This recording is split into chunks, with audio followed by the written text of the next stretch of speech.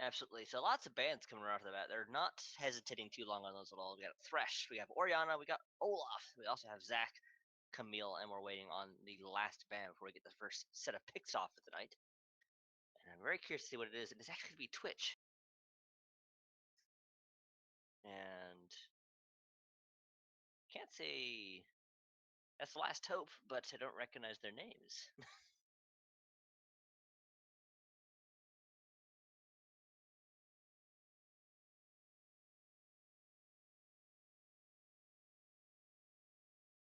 Yeah.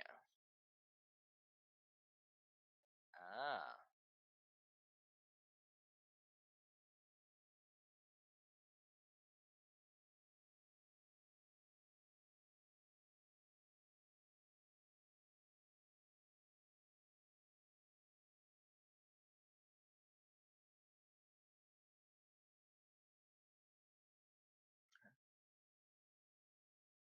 Absolutely, that is a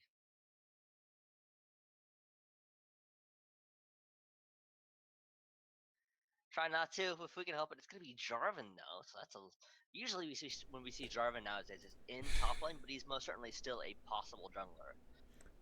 And my mic has been muted apparently, so that's unfortunate.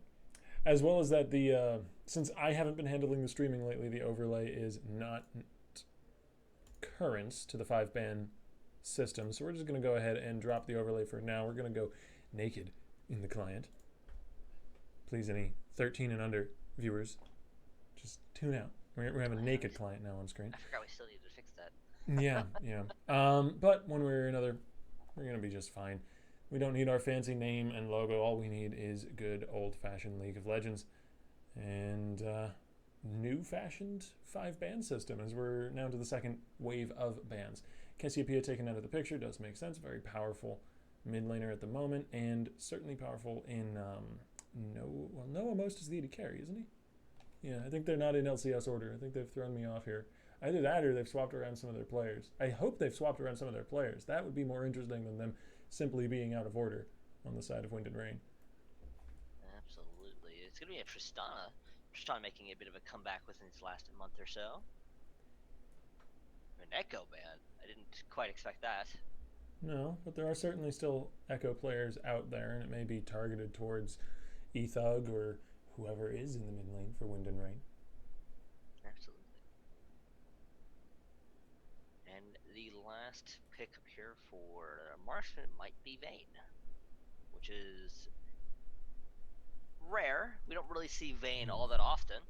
Yeah, I don't think we're going to be seeing a Vayne pick this game. It's into a Caitlyn lane. That's That basically the is, worst matchup you can get. And they've already got late game threats. They've already got Fiora to scale into the late game. Though they're going to go with another late game threat anyways in the form of Kog'Maw. They do have a decent amount of peel for him, even just between Galio and Sword of Jarvan. If they can just pick a solid peeling support, they'll actually have a composition that can work around a Kog'Maw. The answering picks here, I actually would think a Blitzcrank would have been great here, but it's been banned out by Wind and Rain themselves.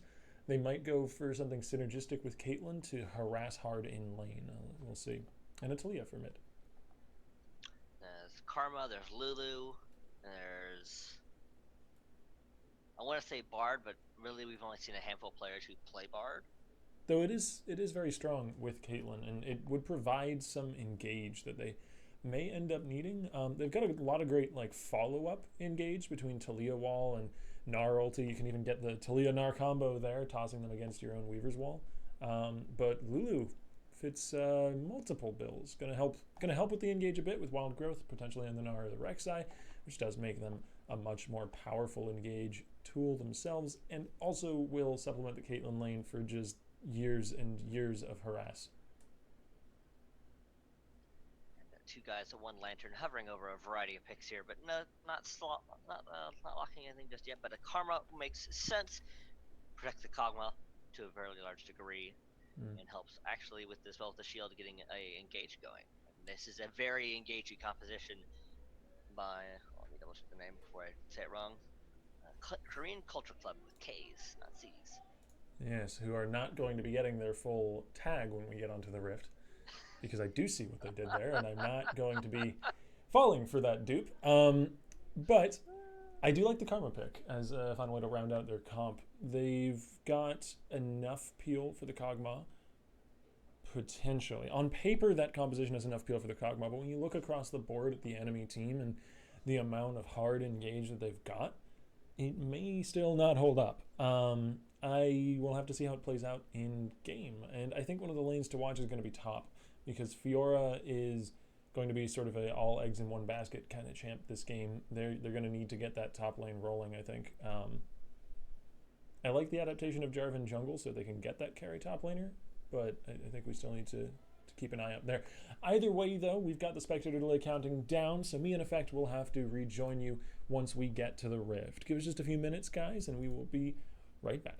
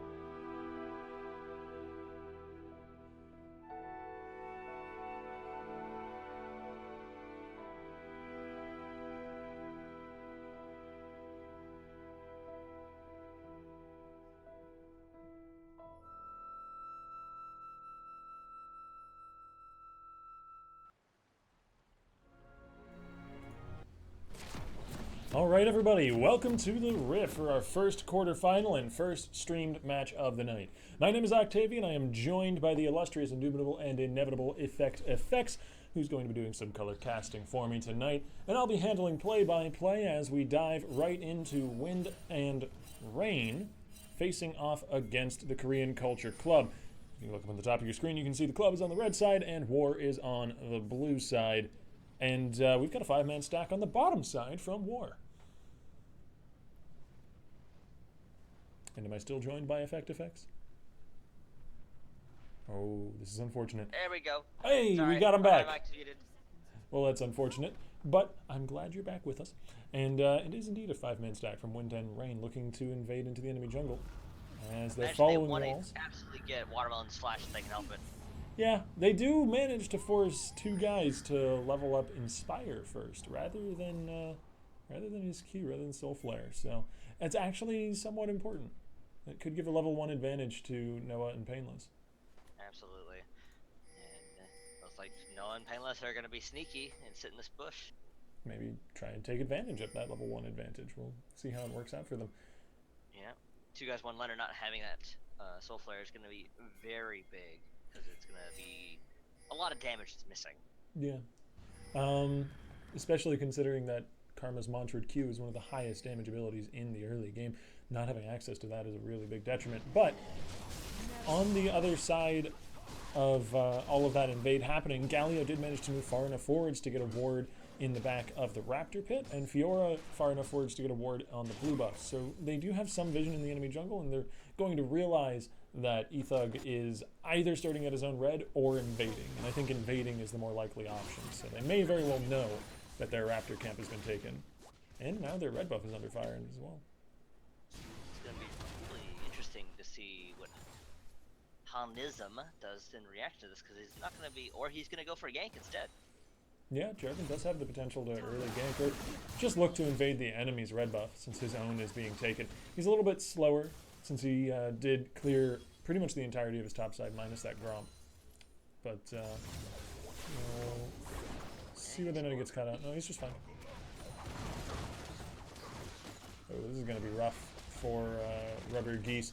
Galio got nerfed relatively recently. His Winds of War no longer does nearly as much damage as it used to. They just kind of moved around damages in his kit, and his wave clear is nowhere near as strong. So Talia is going to be able to shove in this matchup, but we've got some aggressive action in the bottom lane. 2 guys, 1 lantern, landing the exhaust on Noah Most. Here comes Hanism from the jungle. Noah Most does flash away to get out from the flag and drag. Cool Watermelon's now kiting backwards. A lot of damage onto this Kog'Maw. 1 more shot might do it. The heal comes out. Piltover comes through, and it's not quite enough, but they do pull a summoner. And here's Jolly from the mid lane. Hanism goes down. Yeah, first blood off the Unraveled Earth, and the Seismic Shove even pulls a flash. Jolly gets a lot of value for his time, and it looks like the fight isn't quite over yet. Jolly now with the double buff is going to be tossing out those burning autos and pulling a teleport off of Queen. My god, Rubber Geese is here too! They've pulled so many summoners on top of getting that first blood, and they're going to get away clean! No, they're going to go back in clean! Ethug landing the knock-up, Rubber Geese going down! That is another kill to War. We are only 3.5 minutes on the clock, and Fiora is going down on the bottom side of the map! And that is a tragic turn of events. Oh, but Ethug he smites for the heal.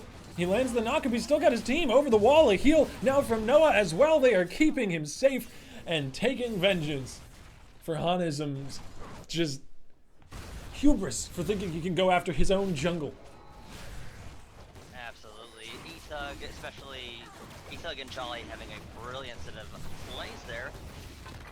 Nice solid aggression, him flashing over the wall, getting the knock up onto Rubber Geese, and they just melted him. And this huge rolling advantage on the bottom side of the map means that the first dragon of the game, before 5 minutes, will go over to War. Ethug nearly dying to it, but he's okay. And it's even going to be an Infernal Drake, which is simply going to skyrocket them even further once they do manage to translate that almost 3,000 gold lead into items. The 3,000 gold lead at the 4-minute mark, oh, 5-minute mark almost, with no turret. So that's quite a bit of, quite impressive. It's actually quite a good point that they've gotten all of this gold without any of it being really global gold. They haven't gotten a turret. They've only gotten the dragon, which, of course, for a long time now hasn't been gold related. It's just been about getting those kills, and they didn't even invest as much in the fight. Groot wasn't involved. Overall, there were more members from the club down at that fight. Absolutely. Just the initial gank by Hanazin just did not go well. As he was going in, he always missed the flying grab because no one else flashed it, and then they were just eating tons of damage. It's an example of what higher level teams will do with even a small lead. They will just keep pushing. And some lower level teams will continue to make small mistakes. But we've got action on the top side. Groot, though, still has his flash, still has his leap. He can get out if he needs to. And in fact, he might even re-engage with Ethug coming over the wall. Groot just waiting for that Mega Gnar bar to fill back up. Leaping backwards, he still has his own flash as well. And Queef may have overchased here. There's Ethug with the killing spree. Oh no, Hanazin doesn't have the mana. He can't drag to his flag. He's going to go down too. That's unfortunate. That is a very mild way of putting it. And things are just continuing to go down a hill. I think things have just they started going downhill. This is less watching a boulder start to slowly roll down a hill and more tuning in when the boulder is like already moving at 50 miles an hour halfway down the mountain. Yeah, I'd say that's apt. It doesn't feel like there's been any point in the game yet where Club can do anything at all. Ethug has 5 kills.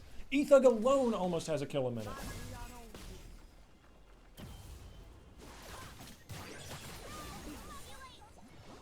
He's had quite the game for sure.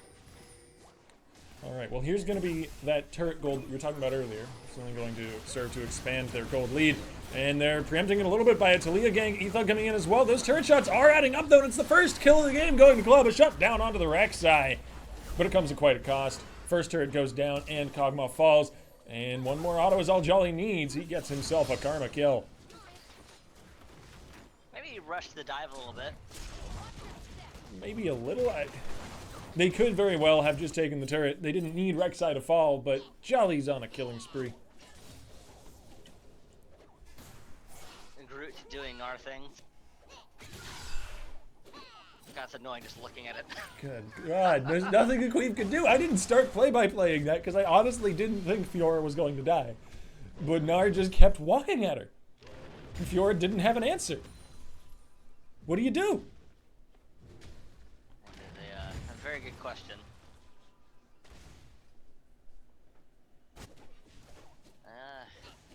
This looks like a game that's been going for 25 minutes, not 8. Yeah, this is spiraled so far to control that I have a very difficult time seeing war losing here. Yeah, I think that's a fair assumption to make. Without obviously some kind of fantastical outside source coming into to end the game or something. Something meteoric, perhaps? Yes, indeed. Some celestial intervention in the literal sense of the term. For those of you who don't tune into Reverie very often, whenever we get a game like this, which is usually about once a night, we have a very wide range of teams here. So we have challenger players all the way down to silver, so sometimes we have a mismatch of teams. We have action on the top side. The teleport going to be followed up. Ethug chasing after Han. Looks like he'll get what he chases for. There's the Galio ulti landing on an already deceased teammate. Heroically entering to his friend's grave. And let him escape at least too, so there is that. Flash away from cool watermelons, but Ethug is continuing the chase nonetheless, and good God! He just bit off a third of that man's health bar. Just chomped it away. Rek'Sai devouring Kog'Maw. Dinner. But yes, whenever we get a game that looks like this, and it happens somewhat frequently, because we do encourage players of all skill levels to join us here at Reverie. So if you're interested in joining, feel free. Effect always brings up the possibility of a meteor strike landing on a team. And I'm really not sure why. I've been casting with this man for like 2 years. Maybe a little less than that. And I still don't know where this celestial fascination comes from. Whenever there's a game that has a 10k gold lead at 10 minutes. That it's very interesting if it would happen. It would be interesting, yes. I think there would be ramifications beyond a simple League of Legends game for Reverie Esports, though. I'd have to say. But Rift Herald going down before he's even really had a chance to explore his new life here on the Rift, or her new life, pardon me. I'm sure he's happy just to be included. I think Rift Herald is actually technically female, right? Maybe she's related to Rek'Sai. You might be right. I'd have to double check. I've actually never thought about what the gender of Rift Herald would be. I don't think of it often either, but I remember Freak calling it a her, so I'm gonna go with it for now.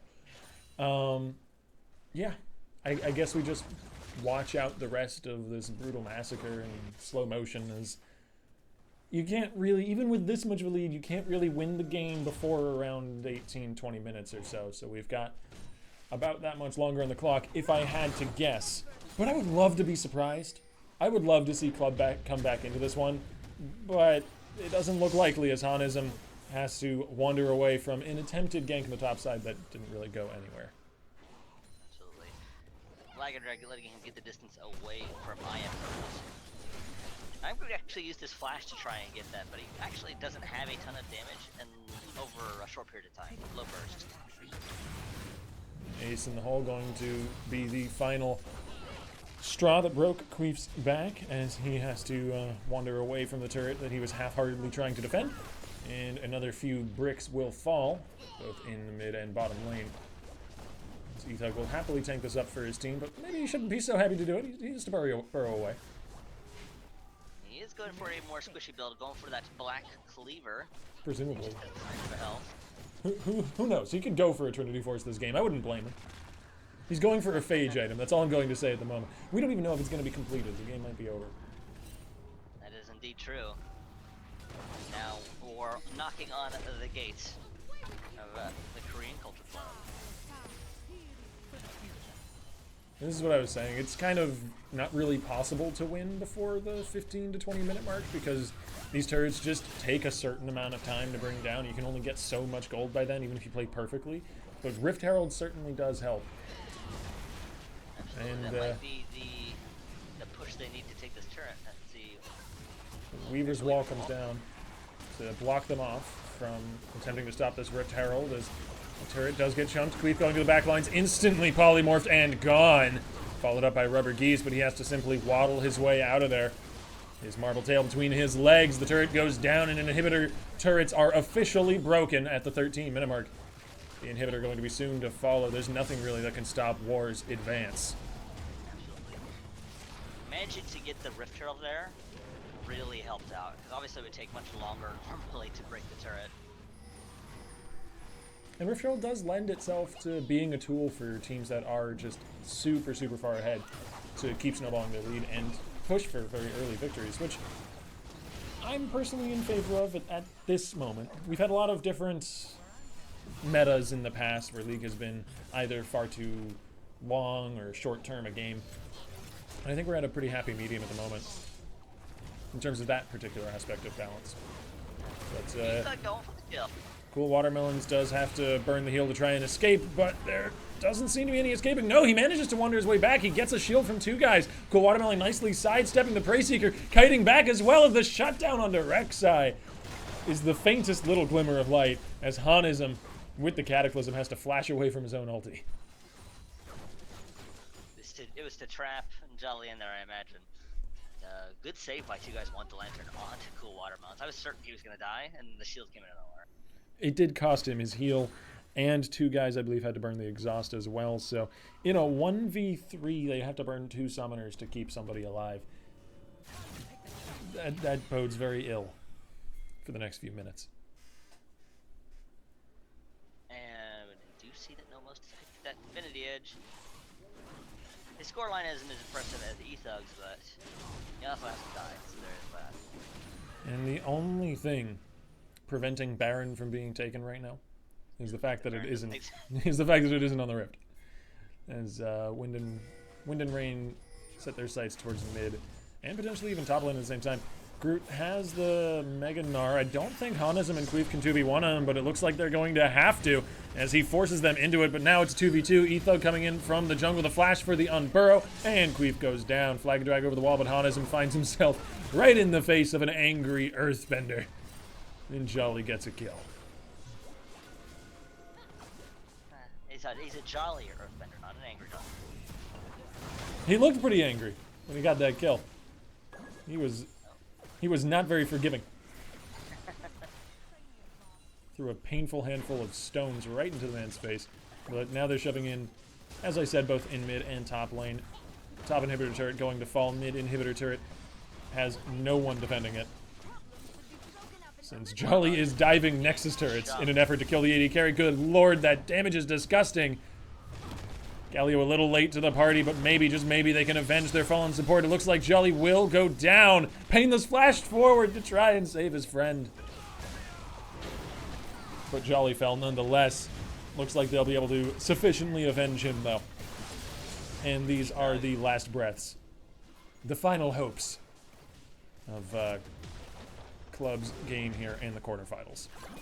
There's only one inhibitor turret left, but they've just opted to avoid it and just go straight for the Nexus turrets, so they're eating a lot of turret shots to do so. But there's no enemy team to stop them at this point. I mean, Hanism does not have a way into this fight, but he's looking to find one anyway. And he pays for it with his life. Cool Watermelon's now looking to try and trade at least 1-for-1 with Noah Most, but Ethug just chomps away his health again. The strength of that E-Max Rek'Sai, especially this far ahead, the true damage is just disgusting. And now the Nexus is bare. Groot will not fall. And it's an ace to war, as before the 20-minute mark, they close out this game. Sad and unfortunate game for Korean Culture Club. Just a bit of a difference in overall player level, it seems, or at least in team organization. Something certainly went amiss, but that's fine. I mean, here at Reverie we do... Oh my god, Nar, please. I'm trying to pontificate here. I'm trying to educate the audience. Nar is just dancing around. But yes, one way or another, we do invite and encourage players of every skill level to participate here at Reverie. So sometimes we get games like this when two teams who are unevenly matched make it to the quarters or even the semis. And it's educational to watch, even if it's educational in the same way as like some National Geographic documentary footage is educational of slaughters in the wild and that sort of thing. One way or another, though, we are going to go to a quick commercial break, and we'll be rejoining you fine folks in just a few minutes. So don't go anywhere while we get the next game set up.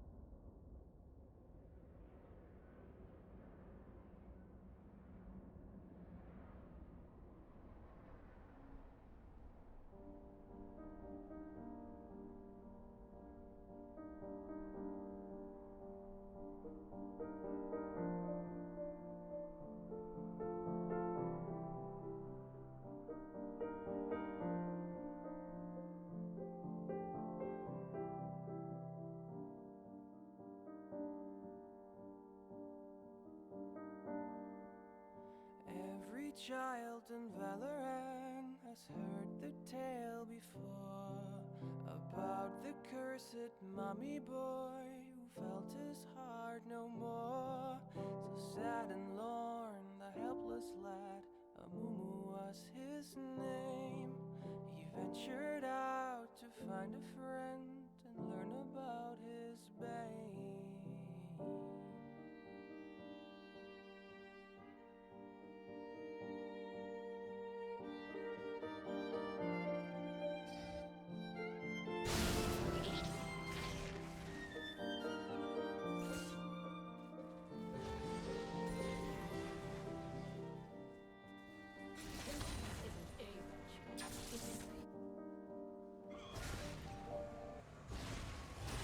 Alright, as I'm sure you were able to hear in the background there, I was able to find a way to get into one of the quarters that is currently going on. Now, we anticipated being in casting for that other quarter-final match for a bit longer than we were, and so we didn't anticipate on casting any of the other quarterfinals, and we were simply going to wait into the semis. But I didn't want to sit here in stock solid silence for the next 20 minutes waiting for a game to finish, so we're tuning into one about 5 or 6 minutes in. Effect, are you with me? Are you able to spectate off of me as well, or should I solo cast for a little bit? Solo cast for just a minute. I am currently in the loading screen. Alright, we'll get Effect in here whenever his computer and client cooperate, but for now you are stuck with me, folks, as we have Kinesis Green. Oh, do I got you in here, buddy? Yes. Alright, we've got Kinesis Green facing off against Villainous Fruits, and it's going to be Kinesis Green on the red side, it seems? No, Kinesis Green is on the blue side. Yes, Kinesis Green is on the blue side. You can read the names of the villainous fruit: the malicious melon, the devious Yeah. peach, a dastardly lime. That is a good way to tell. I didn't even notice that. I love it. They've got a themed team. Anyways, They've shown up here one time before, and I absolutely love their name. I'm going to quickly fix up the champion overlay. Since I didn't anticipate being in this game, we're going to have to fix it up while we're running live. And in the meantime, Effect will tell us about the action happening top. Oh my, and Beniona unfortunately getting caught by Devious Peach. Most probably gonna die, but there's the flash to dodge the... I forgot the name of that ability all of a sudden. It looks like Beniona might... He's gonna knock him up for fun. Oh, Beniona got it! Turns it around. You gotta have hype for that Effect. Come on, man. There's a reason I'm the play-by-play guy here. Oh, man, Bobby Big Plays getting chunked down, but a turnaround polymorph onto Malevolent Lemons as Bobby Big Plays gets out with just about 100 health. Rangito going to take some pain on the way out as well. Stunned up against the turret. Perfect heal from Malevolent Lemons. Flashes as well for the Shrine of Healing. Just about escapes with his life. No casualties bot lane. Just a lot of summoners burned. Villainous Fruit's putting a lot of aggressive pressure on, but not working out quite the way they want, especially in the top lane, unfortunately. Alright, and the overlay should be all fixed up now. Let me get the scores up for you folks, and the time control's gone. I still don't know why they default to having the time controls up and the scoreboard not up, but I'm going to stop complaining because it's been that way now for almost a year, and I'm over it. Very much not.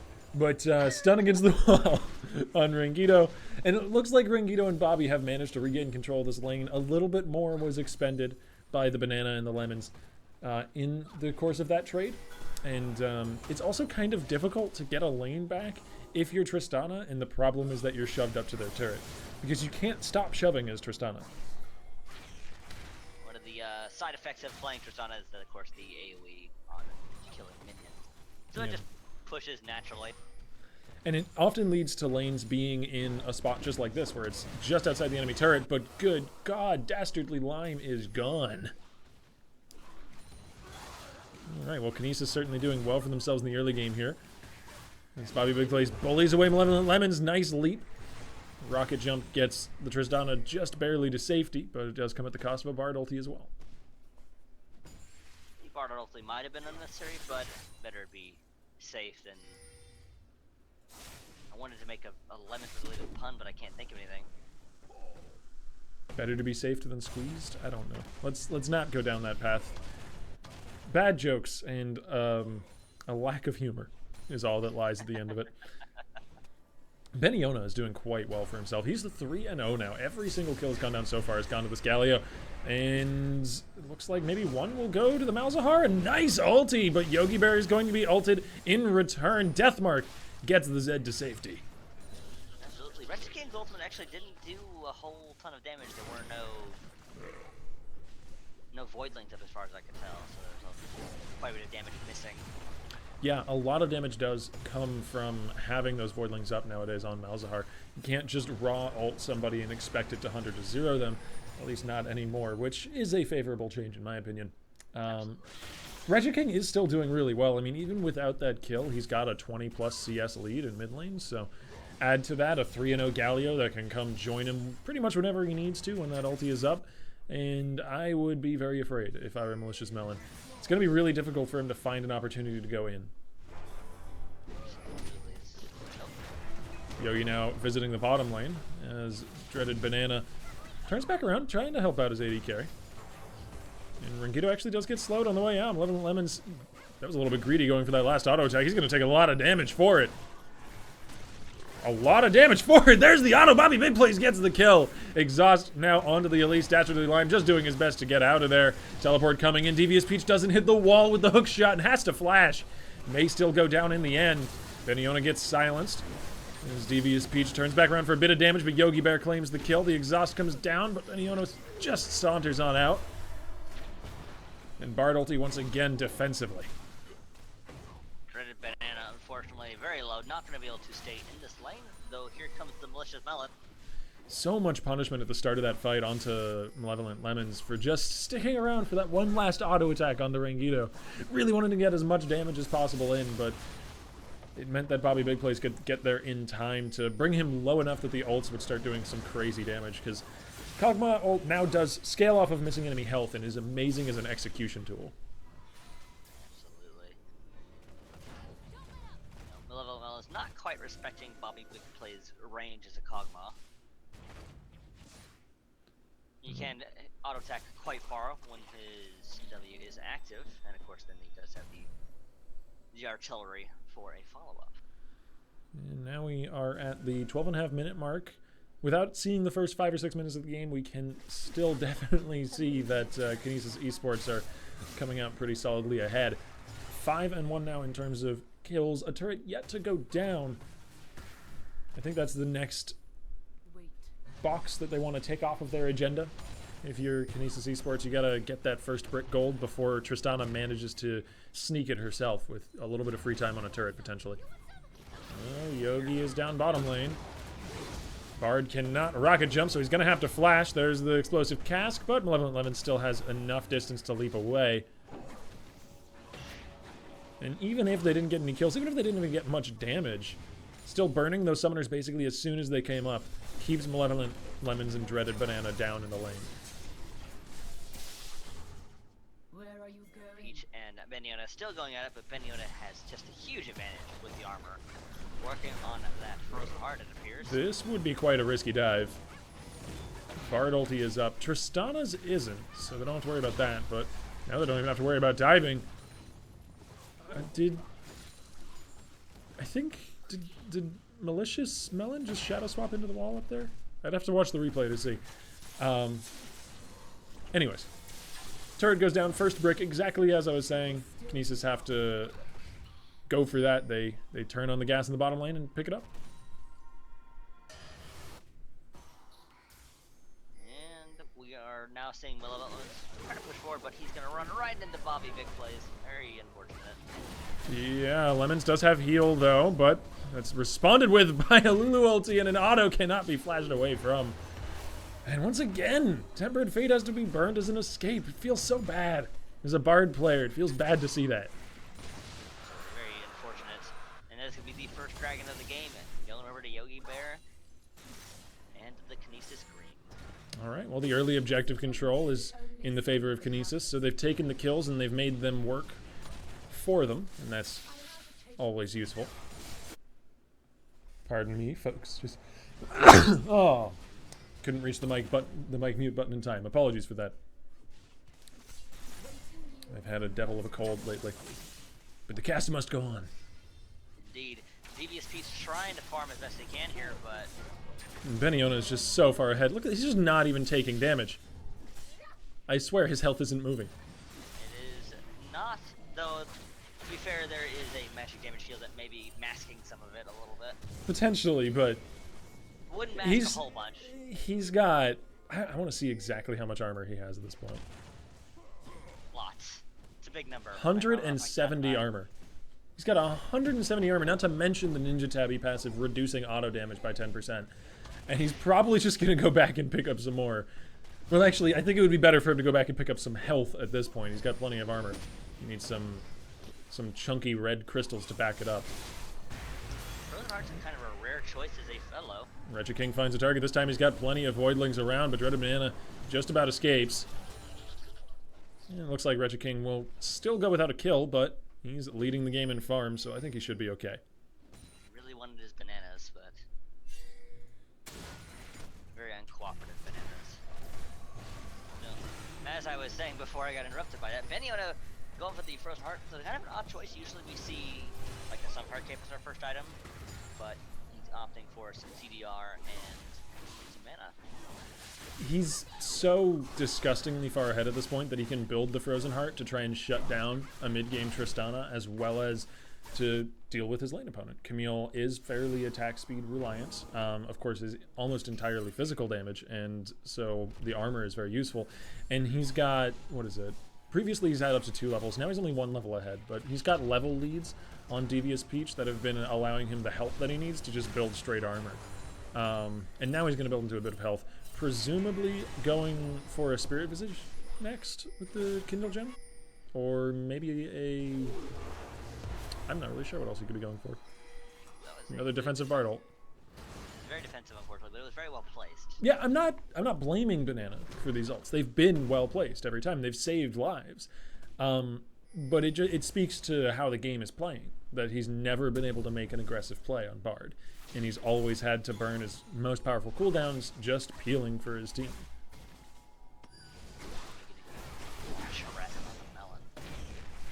And that's the enemy immobile AD carry, bullying away the assassins.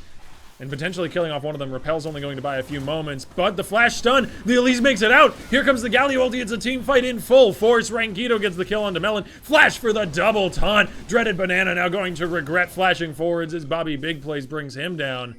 They got the Elise out alive, but it was a taxing mission. The costs were high. Save a single life. And that looks like we're also going to be losing this tier 2 mid turret. There it goes. Saving Private Lime. They got him out of there, but at what cost? No man left behind. There were a lot of men left behind in that mission. What are you saying? Malicious Melon got thrown back into the team and tossed about. I wanna believe that they took the body hum with them. All right, it's a depressing image. Though Zed's death animation does mean that he doesn't. I don't think he actually dies. He just kind of falls into a portal of blackness, but. No mana left on Bobby Big Plays. That may be enough of an advantage. The shutdown goes to Dreaded Banana. Delivery from the Tristana. I'm sure that was very satisfying for them, getting the revenge of having the lane turned on. Yeah, really unfortunate that the kill couldn't go to Malevolent Lemons. It was like a One difference. more auto would've done it, I think. Yeah, a difference of like 40 health would have meant the gold went into the Tristana's tiny little pockets, which would be actually a really huge deal this game, because Tristana needs to carry this match. Zed and Camille have both just been utterly shut down, and you can see that in full view as Malicious Melon just walks into a bush and immediately has to leave. And the Kindle Gem was built into a Knight's Vow, which I should have thought of. Really powerful item when you've got something like a Kog'Maw on your team. It's still new enough that I keep forgetting it exists. I just forgot its build path.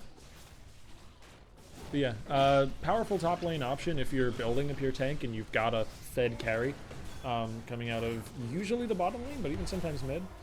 Okay, first, I guess you could call aggressive Bard ulti, engages onto the Rift Herald, but it goes down nonetheless, and now Elise has to repel out. Devious Peach trapped in with the enemy team. I don't think that ult is really going to be locking them in with him. It's kind of the other way around here.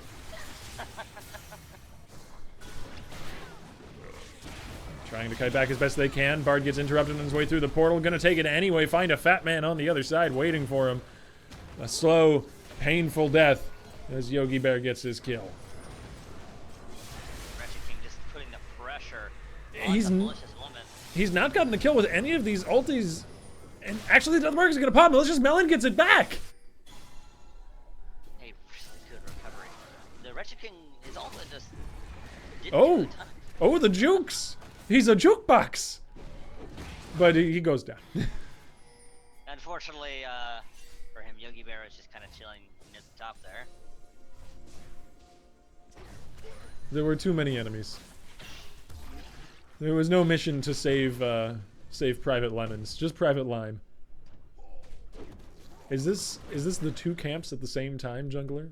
The next level efficient strats? No, it's the do blue buff and decide to do Grump instead strat. And let's say I'm not sure you can do both camps.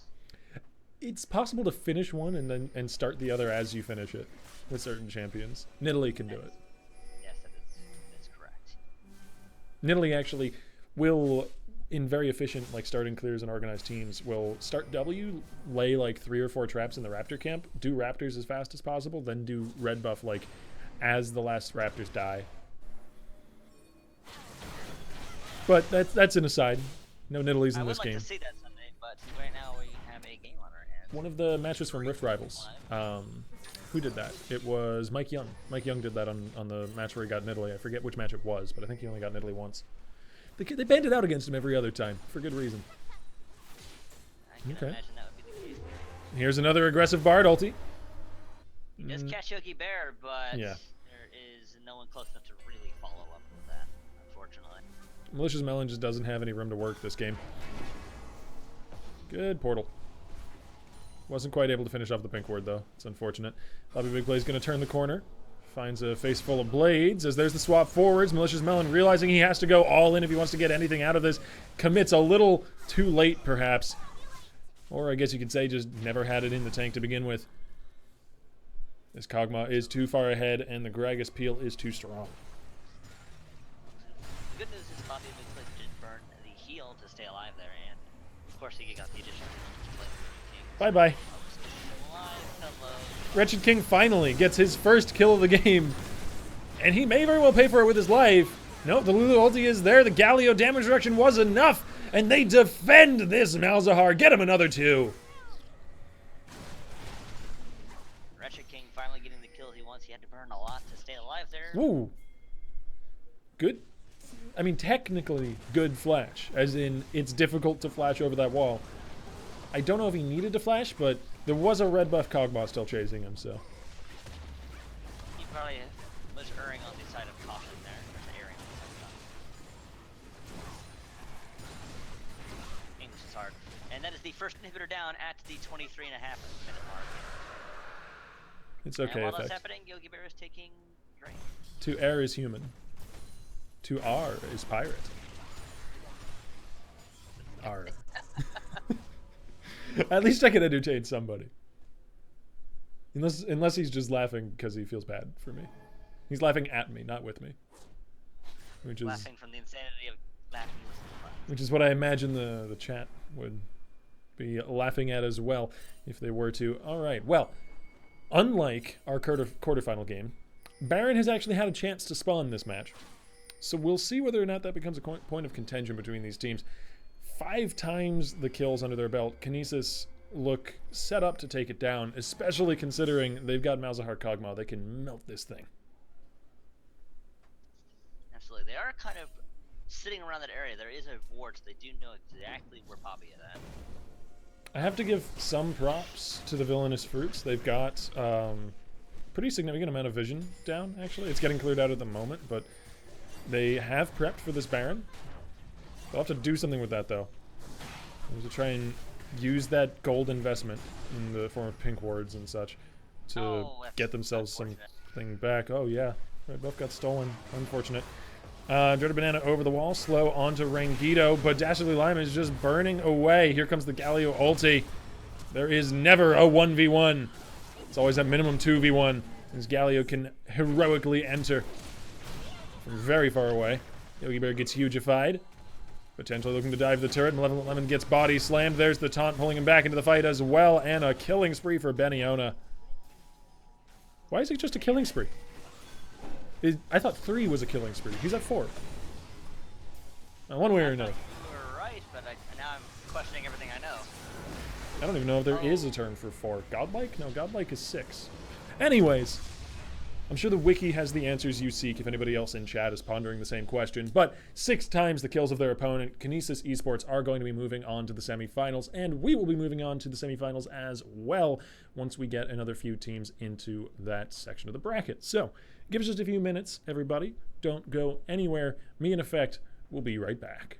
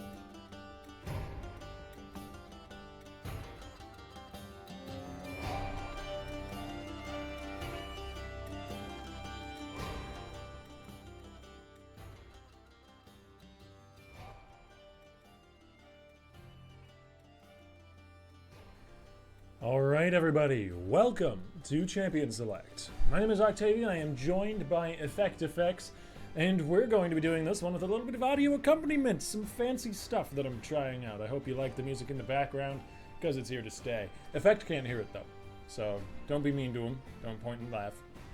It's okay. We get to hear the music, me, you guys on the stream, but Effect, he gets left out of the whole picture. I just have to find a way to survive.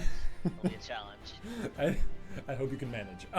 Welcome to the first semifinal match of the night, though, folks. As I said, my name is Octavian. I am joined by Effects, but I am also joined by two of our returning teams here. Kinesis is going to be on the red side. Kinesis green, the ones we just saw make it here from their quarterfinals match. And on the blue side will be Supernova's main squad. And we've already gotten through some of the bands, which are pretty much all solo lane bands, aside from that Elise. And we're looking at a first pick potentially of Zach. There it is. It is locked in, so they're going to give themselves a nice long-range jungler. And now I'm very curious to see what Beniona picks up here. It might be the Thresh. Yeah, Thresh has been a contested pick recently on Rift Rivals as well as in both the European and North American LCS. And I'm very happy with that. I love casting for Threshes. Don't love casting for Caitlyn's nearly as much, but a powerful pick nonetheless. And already a strong bottom lane for the side of Kinesis. I imagine the answer will also be a bottom lane duo that does hide the most about your draft, but it also leaves you sort of open in the second round of bans to being banned out in a particular role. And there's already a lot of solo lane bans between top and mid. Absolutely. I'm very curious to... This might be... If they're wanting Supernova to match their marksman support, they could ban out more solo characters. No, they're going to go for both solo lanes, actually. So that does mean now they can be sort of pinched in either the AD carry or support role. But it's much, much harder to do that because none of the previous bans were focused towards AD carry or support. So I think that's the right call to make. The only other downside is that it means you picked both of your solo lanes early on. So there's potential for either of these lanes to be counterpicked. Absolutely. And be very curious to see what they pick up. It's actually going to be Orianna, though.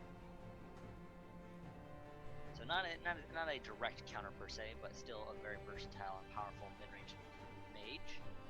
Orianna does do pretty well into Syndra as well. Orianna-Syndra is like one of the quintessential skill matchups in the current meta. It can really go either way. But Orianna alongside Caitlyn is really strong. You get a lot of protection for that hyper carry in the end game. And it looks like they are going to ban out some supports. So Rakan taken out of the picture for Artemis. That means we need to see 2 more bans for Pykick Lord and the last ban. I'm assuming it's going to either be a support or a marksman, but I'm just not sure yet. Actually, if you're Supernova, you could put some bans towards top lane to try and make an easy lane for this Camille. Because then you can rely on the Camille sort of snowballing out of the early game a bit, which she needs to do a lot more than she used to. Her laning stats are much, much lower than they used to be. Her base health, base damage, that sort of thing. As another ban goes towards the bottom lane from Kinesis. So the teams are sort of just focusing on different parts of the maps here with their second phase of the ban, which I actually absolutely love the two-phase banning setup that we have here in Season 7. It's probably my favorite addition to the game, just period, ever. Absolutely. It makes the draft more interesting, I think. As another top lane ban comes out, Rumble is still on the table, though. Rumble is something of a lane bully. Yeah, gets locked in. See how well Pykick Lord handles it. Pykick Lord is quite the skilled player, so I'm very interested to see how he manages to handle that lane. Rumble, though, has the weakness of pushing the lane early and having low mobility. So against a Zac, that could actually be a real shortcoming, and we might see some pressure top lane early on in the game from the Zac. So I've got an eye towards that part of the map. Tristana Braum will be locked in to face off against Thresh Caitlyn. I think this is another lane that's sort of skill-based, though Caitlyn does outrange Tristana pretty hard in the early game. And Gragas will be the final pick for Kinesis. I think both of these compositions are pretty dang well matched almost across the board. This could really go either way. I don't think either side won, in air quotes, the draft.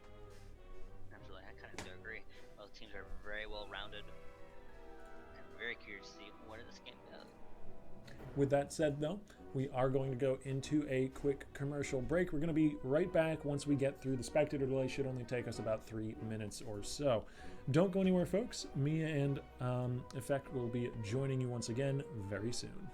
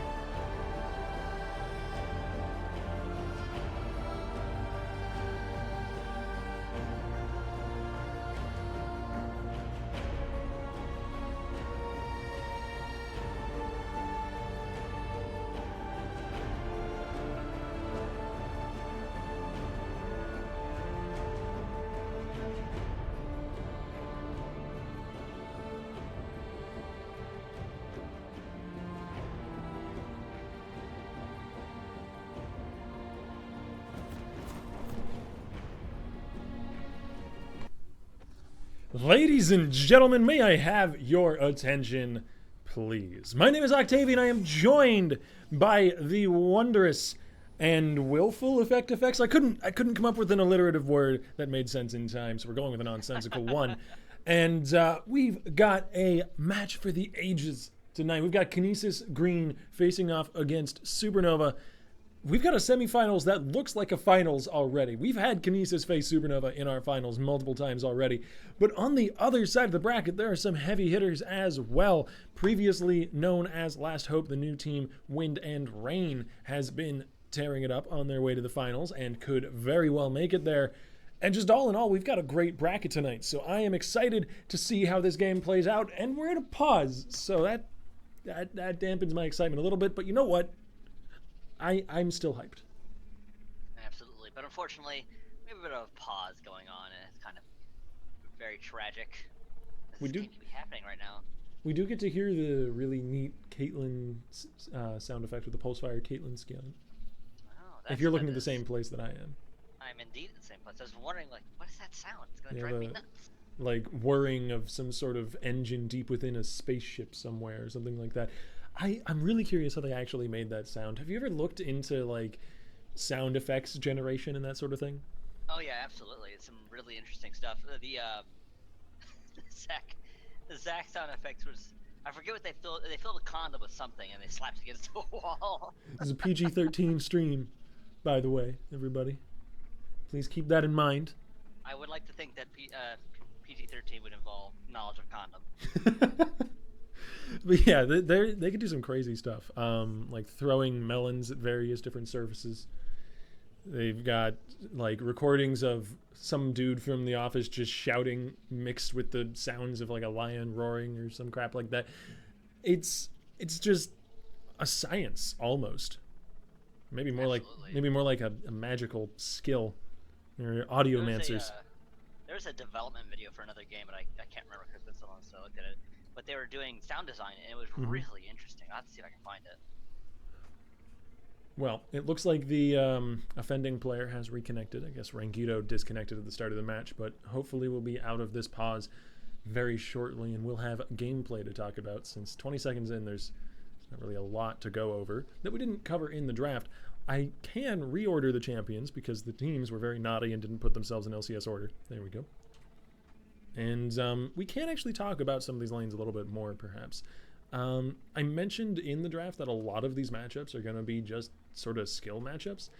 And that gets me really excited about this game because we don't have, excepting maybe the bottom lane, where Caitlyn just is incredibly dominant in almost every matchup, we don't really have a lane that I can say is guaranteed going to fall one way or the other without jungle intervention.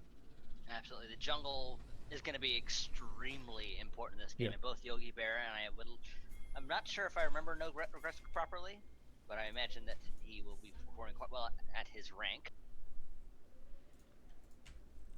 I'm very curious to see what he does with this Zach, because if he can obviously get that elastic slingshot going, he could really swing some lanes hard. I'd like to give a quick shout out to Matsuno Kamiko for the 100 cheer in chat. We appreciate it greatly. Any and all support is always welcomed. We actually just recently got Twitch affiliate status, so we can now accept your shiny, shiny bits. But with that out of the way, let's get into a line of scrimmage here. Neither side looking to make any stray moves in the level 1, and I can't blame them for it. Our semifinals are a best of 1, as is the final, incidentally, on these Saturday night tournaments. And you don't want to give up that shot at your 4 juicy qualifier points to get into the end of month Sunday tournament just on a level 1 misstep.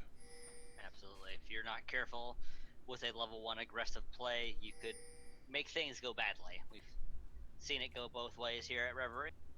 So most teams opt to just do the standard line of scrimmage and no shenanigans.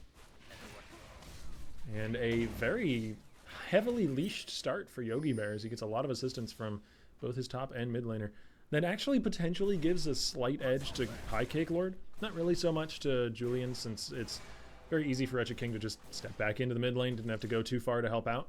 But Rumble actually was away from the lane long enough, I think, to lose out on 1 minion's worth of XP, which doesn't sound like a lot, but gives a few moments of a level lead to High Cake Lord, or later on. It's not a lot over the course of a long game, but if you, it does mean you lose the level 2 advantage possible.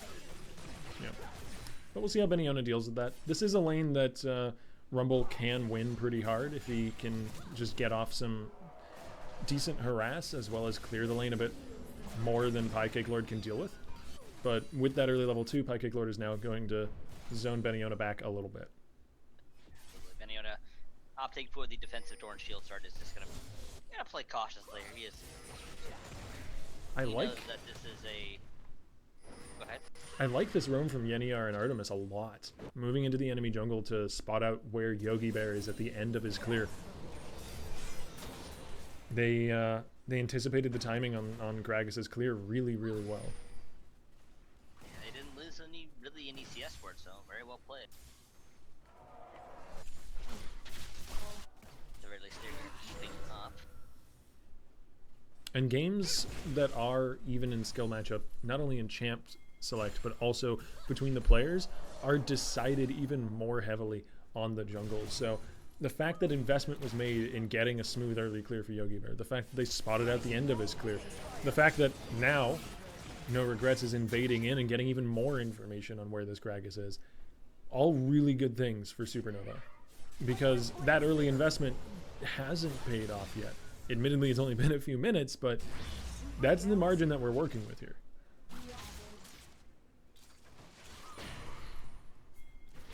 Piecake Lord keeping that aggressive at the top side. Wretched King is needing some damage there, but Julian's actually running out of mana as well. It does not have the biscuit. Yeah, it does still have both of his potions, though, so on top of that, having a health advantage. There's the Ghost from Julian Flash as well.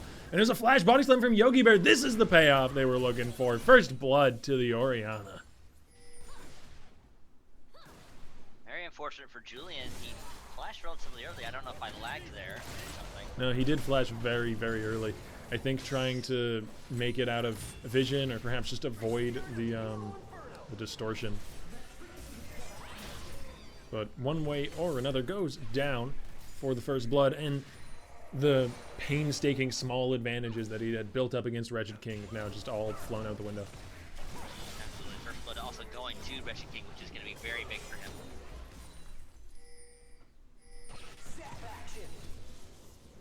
Pings on the bottom lane now as Yogi Bear approaches. You could see another Gragas gank. Oh my, there he is. Yenny and Artemis seeing it, getting out just in time.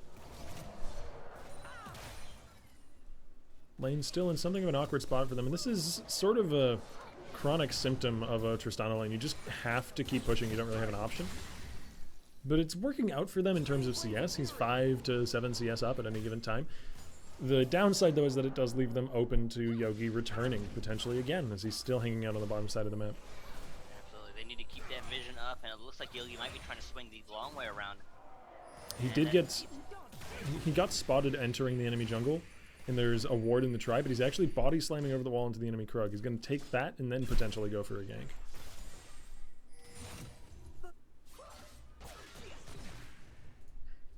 No Regrets is also making his way that general direction, so we could see a possible flash here at the bottom. Tristana just based, though. This would be a 2v3 still, but Gragas over the wall gets his way out to safety. And directed camera doesn't want to show it to us, but did make it out just fine. I really like this top lane, but at least this isn't a Shen lane. No, and in fact, there's some merit to watching this lane because Piecake has done a great job on Camille of dominating the lane early. Somewhat just rolling off of that early level lead. He got the level 2 and pushed Beniona back a little bit, and pushed Beniona back a little bit when he got the early level 3, and overall it's just kind of built up to a 10 CS lead or so. His first back is going to be the Sheen working towards that Trinity Force. Of course, a very powerful item on Camille. Yeah, allows for a lot of burst with precision protocol between the enhanced, like, timed auto attack. There's not really any other mechanic like it in the game, so it's hard to have a term for it. But yeah, between that and the Sheen proc, you can chunk someone down very quickly. Absolutely. And there's Piecake engaging, locking Beniona up. No Regrets going to be joining the fray. As Beniona now does flash away finally, but I think it's a little too late. Regrets just has to flash forward for the finish. Absolutely. I was about to say if No Regrets could get Stretching Strike off, but unfortunately I don't think Zach uses Stretching Strike anymore. No, I forget the name of the ability, but it's been replaced by the skill shot, which you can use to like wham people together. That's right. Doesn't quite work the way it used to. It still is a ranged line skill shot, though, so he could have finished the kill with that, but he didn't want to wait for Beniona to get under his turret and potentially make it out alive. Absolutely. And Yogi Bear did show up topside, but not a lot happened with it. He's still just kind of hanging around there. Yeah. The flash was maybe a little gratuitous. No Regrets might not have needed to use it, but they didn't have vision on Yogi Bear, so he could have showed up, and Beniona was about to reach the safety of his turret. So if both of those things had happened, the kill would have gotten away, and potentially even worse. Absolutely. Rather my jungler take the kill than the kill walk away. Yeah, definitely. And that continues to grow the lead for Piecake Lord, as he still did get an assist off of it. He's now managed to shove in another wave or two, and he's got the teleport up, so he can still exert this lead on the rest of the map as well, which I think is really critical. So Piecake Lord finds lots of sword. Probably wants that Tiamat as well. Yeah, that makes sense. Tiamat and going into the Phage and all that. As well as just the fact that longswords are disgustingly efficient in terms of damage. Absolutely. I see. We actually do see Beniona going for that very early Leandri's Torment. And give him some health and some magic penetration. Rumbles do love lots of magic pen. I'm a little surprised that he didn't opt for like a Seeker's Arm Guard in this lane, but it does lose some effectiveness whenever Zac shows up, or Julian roams, or something like that. So it kind of puts him in a corner there. And No Regrets now invading in with the enemy blue buff is going to let's bounce it away, but he's going to quickly be joined by the enemy bottom lane. Julian gets the kill though, presses the outplay button. There's a stun back onto Rankido. Beniona has teleported to join the fight. Piecake Lord into the fray as well. There's the engage onto Beniona, who goes down. And Bobby Big Plays now has to retreat as his team has fallen to shambles around him. I think they managed to pop the Cell division off of Zac, and they may just get a kill onto Julian as well, but no, he's got some friends helping him out. There's a leap over the wall. Yeniar's looking to help out as well, and the shockwave didn't land on anyone. Actually, the shockwave didn't even finish going off. It's still active. Oh yeah, it's off cooldown. Okay, that is a small consolation. It's a very small mercy. And we have a bit of a pause. But that was a very, very unfortunate turn of events. It looks like Supernova now has control of the game, where it was fairly even before.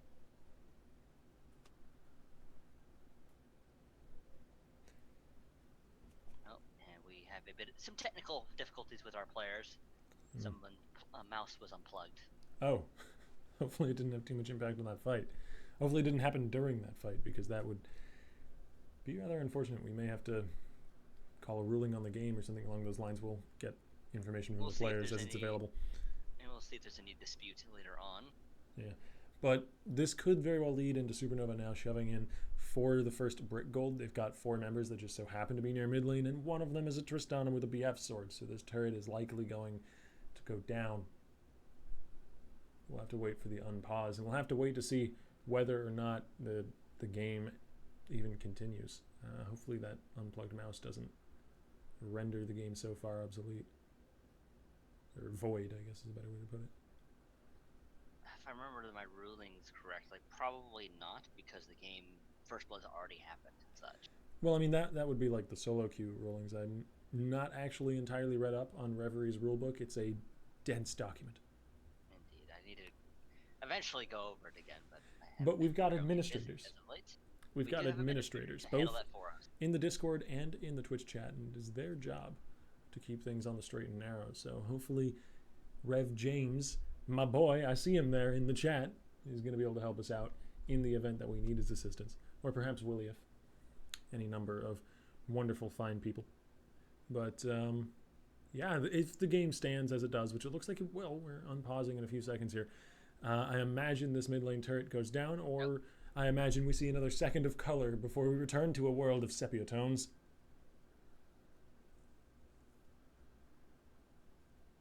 Let's see, where are we going here? Obviously this turret's going to go down, for sure.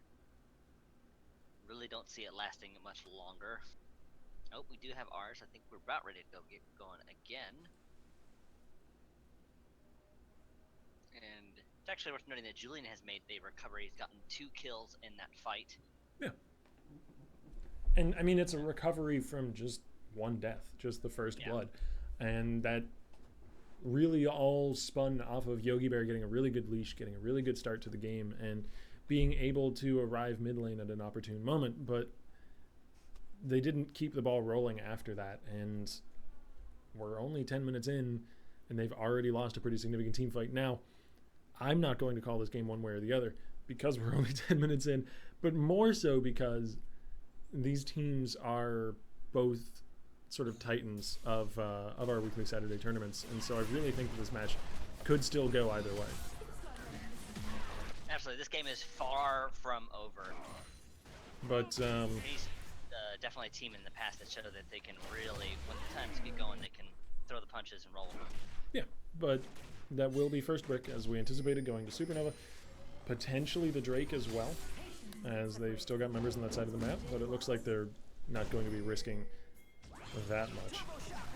Beniola finds Pie Cake Lord, has Yogi Bear waiting in the wings as well. Hook shot creates a lot of distance. Yeah. That is an insane range in the ability.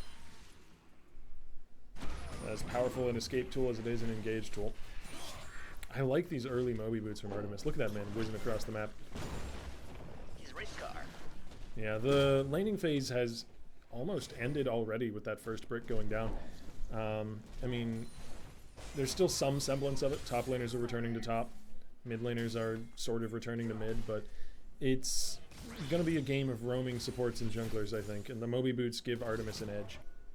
And here he is on the top side. Rankido is a little bit behind a moment.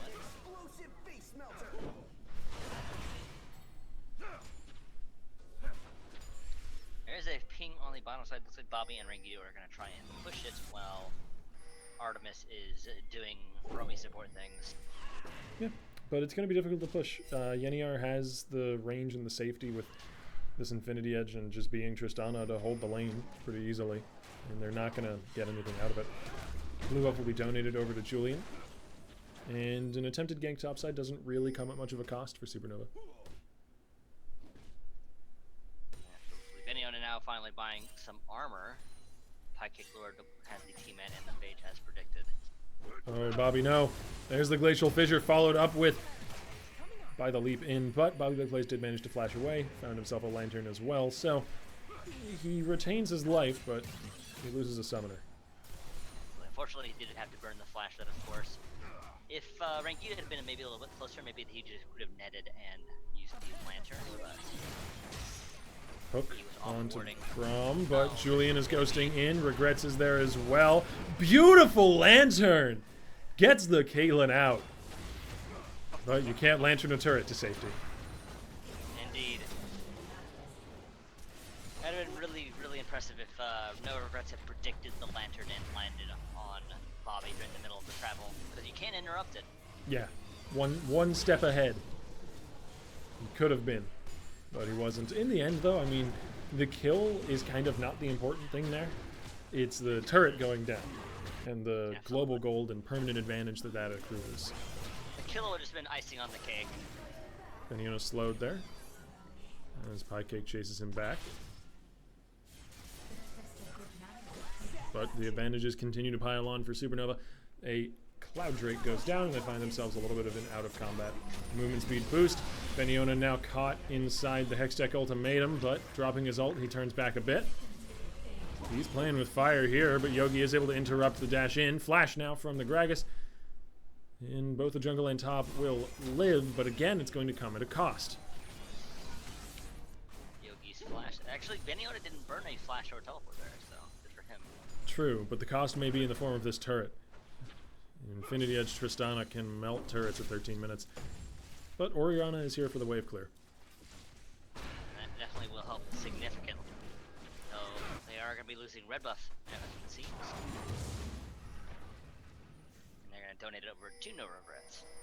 Supernova are always looking for some sort of advantage to take, really regardless of how minor it is. A red buff, a turret, a kill. Even just a few jungle camps here or there, they're not ever sleeping on the job. It reminds me of a speech from a sports movie that I actually never watched. I just watched the speech about inches. You take the little inches you can, and they all add up. Add up to miles. They add up to Rift Heralds. Lots of inches, and they're now going for the up there. I'd argue that Rift Herald is More than just a few inches. Absolutely. It's more like a foot. He's got 2 of them. That was horrible. That was horrible! Pie Lord chasing Beniona away from the bottom lane. As this is going to be an uncontested Herald. I like that. I like that they put it in the back of the pit there so Yenio can auto it as well over the wall. And Artemis will get the enhanced space. They had that quite set up pretty well. There's a lot of vision in that topside jungle. Oh yeah. And they're very formulaic in how they're setting up these plays. They get good vision control. They move as a unit, and then they take really any advantage. They don't really have one thing that they're dead set on getting. They go in with a plan simply to gain control of an area, less than to get a specific objective. They're not looking to push a turret. They're looking to take top side or take bot side or something like that. And turrets come as a result of that. That is, every outer turret is currently gone. You just need to start working on those tier 2 turrets. And there's one of those smaller advantages, clearing away a raptor camp. Still maintaining control of the top side. As Piecake Lord is handily taking this 1v1. Absolutely. He doesn't even have the Trinity Force in his chest, and he almost certainly can finish it. I guess handily might not be the appropriate word with the Camille. Really late on the Ninja Tabby from Beniona as well. I would have liked to see those as one of the early rushes, but one way or the other, he's getting dove under the turret. Piecake does have some sustain, but Beniona gets the kill! Piecake overestimates himself. Fighting up before the Deeko 2, not really respecting the turret damage. But the response will be a Rift Herald top lane. I did not realize Gragas ult can actually knock that thing back. That's kind of cool. They get a lot of damage under the secondary turret. Yenio just about avoids the body slam, and there's the outplay, but a beautiful 4-man shockwave! They don't have anything to follow up! No, Bobby Big Plays gets 1 kill. Can they hunt down another? Ace in the Hole is tanked, and they only get 1. A 1-for-2 trade overall if you count Piecake. And they did defend the turret, so that is a bonus as a beautiful shockwave. Oh, man. That's gonna feel so bad if you're Regit. That was a perfect shockwave. Just disgusting. And it doesn't really matter that much. They defend the turret. They defend the turret. That matters. The thing is, they could have defended that turret with a 2-man shockwave. But it had to be a 4-man shockwave. They couldn't do much with. Unfortunately, they didn't have a ton of follow-up.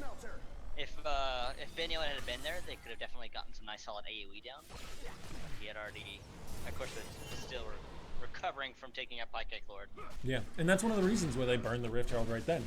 They knew Rumble couldn't teleport in for at least another few seconds. He had to get back to base and heal up a little bit. So they had the opportunity to shove without a teleporting, flanking Rumble, which in League of Legends, I like to do most of the things I do without a teleporting, flanking Rumble, if that's possible. Indeed. Teleported flanking Rumble can make life difficult for a Very team. much so. But back to vision control on the top side of the map. Supernova are executing on their plan to just control an area once again. And this turret is weakened from the earlier team fight. They can take it down very quickly. Absolutely. If you see Beniona is on his way, but it is not going to last that long. Now, if they can just get a lopsided fight here with the Rumble, they can maybe make something work. But Supernova aren't going to give them the opportunity. They're just going to walk away. Indeed, we do see Piecake Lord once again making a return to that bot side. He knows that the turret isn't there, that he can win the 1v1 versus Beniona, but last time the turret was there. Dastardly turret. Be where I want you to be. And even with that kill going back over to Beniona, Piecake Lord does still have a pretty oppressive lead over this Rumble. But it may not last too much longer. Beniona, with that gold, has managed to finish off his Leanderies. If he can just get a little more armor under his belt, I think he might be able to take these 1v1s. I'd be interested to see another one go down, just to test that hypothesis.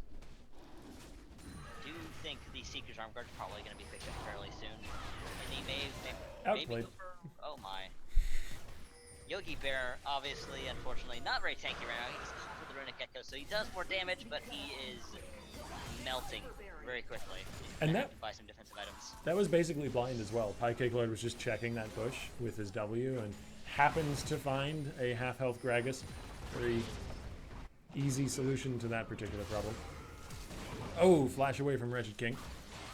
There'll have to be another heroic defense if they want to keep this mid turret up. No Regrets has a regret or two as he flashes out of the back lines. And Orianna will successfully clear the wave, keep the turret alive. They'll stall for another day. Flash forward from Deeko. The man, the myth, the legend, he's going in, but the shockwave this time only lands on one. And a stunned Orianna is not very useful. No Regrets brings down the valiant support. Rankido with a really aggressive flash forward, but unfortunately for them, Artemis did get in the way to block some damage to the shield, and the shockwave only caught two. Once again, Right now, follow-up.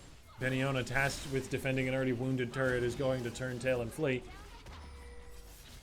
And Tristana claims another victim. Will no one stop this turret-killing monster? Those turrets had families. Probably not. Probably not. I don't think that there's anything that really can stop this Tristana at this point unless they get Wretched King in place once again. Which is why you saw so much focus on the Orianna in that last attempted dive. Forcing her flash, just rushing down that pick. Absolutely. And we do see the Seekers are on Beniona as predicted. Sorry, hold on a second. Got something in my throat. You're good, I got you. But yeah, pretty obvious pickup into the Camille. Provides all of the stats that you're going to want in that matchup, armor and damage, as well as leading into Zhonya's, which is just stupid effective on Rumble, because you're able to keep the Flame Spitter running even within Zhonya's. And here's the 1v1 I was hoping for, but looks like Pie Cake Lord is the one coming out on top. The Rumble ulti comes down, but it is far too little, far too late. Oh my. Yeah, there was a very low contest there. Pie Cake Lord just melting Beniona. The Trinity Force Burst was too much.